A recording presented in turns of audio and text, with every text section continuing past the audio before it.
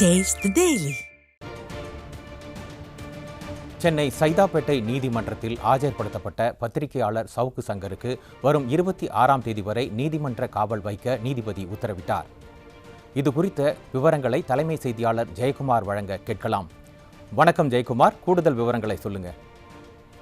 வணக்கம் ஐயப்பன். பத்திரிகையாளர் சவுக்கு சங்கருக்கு இன்றைக்கு சைதாப்பேட்டை நீதிமன்றம் வரும் 26ஆம் தேதி வரை நீதிமன்ற காவலில் வைக்க உத்தரவிட்டிருக்கிறது.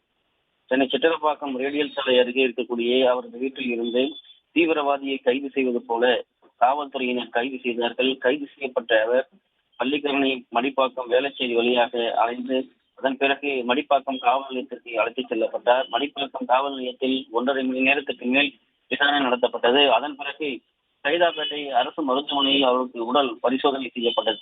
பரிசோதனைக்கு பிறகு மீண்டும் சைதாப்பேட்டை காவல் நிலையத்திற்கு அழைத்து செல்லப்பட்டு சைதாப்பேட்டை காவல் நிலையத்திலே அவரிடம் வழக்கு தொடர்பாக கையெழுத்துக்கள் பெறப்பட்டன. சைதாப்பேட்டை காவல் நிலையத்தில் என்ன வழக்கு விவரங்கள் என்பதை காவல்துறை வெளியிடப்படவில்லை. அதே நேரத்திலே சவுக்கு சங்கரை சைதாப்பேட்டை 4வது குற்றவியல் நீதிமன்ற நடுவர் முன்பாக காவல்துறையினர் ஆஜர்படுத்தினார்கள். ஆஜர்படுத்தப்பட்ட அவருக்கு நீதிமன்ற நடுவர் வருகிற 26ஆம் தேதி வரை நீதிமன்ற காவலில் வைக்க உத்தரவிட்டிருக்கிறார்.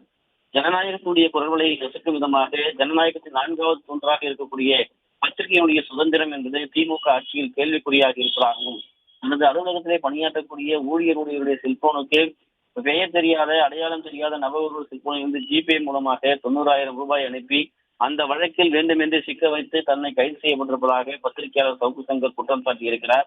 அதே நேரத்திலே திமுக அரசுடைய பழிவாங்கும் நடவடிக்கை தான் இதற்கு முதன்மையான காரணம் என்பதையும் அவர் தெரிவித்திருக்கிறார்.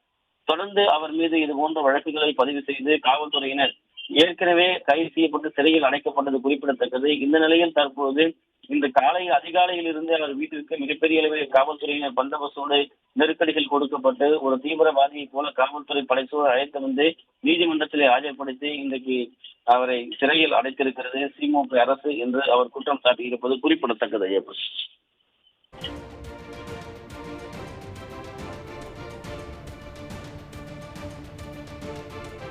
கூடுதல் விவரங்களை வழங்கியதற்கு நன்றி ஜெயக்குமார்.